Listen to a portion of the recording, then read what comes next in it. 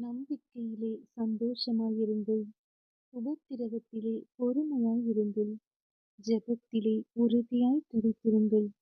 ரோமர் 12ஆம் அதிகாரம் வசனங்கள் 11 முதல் 16 வரை. அசதியாயிராமல் ஜாக்கிரதையாயிருங்கள்.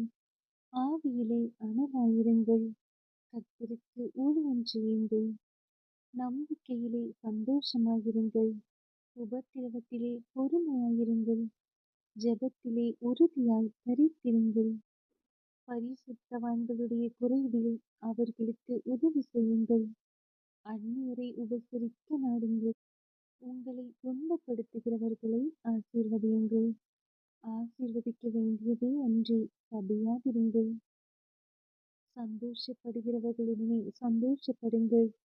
அழுகிறவர்களுடனே அழுங்கள். ஒருவரோடொருவர் ஏக சிந்தையுள்ளவர்களாயிருங்கள்.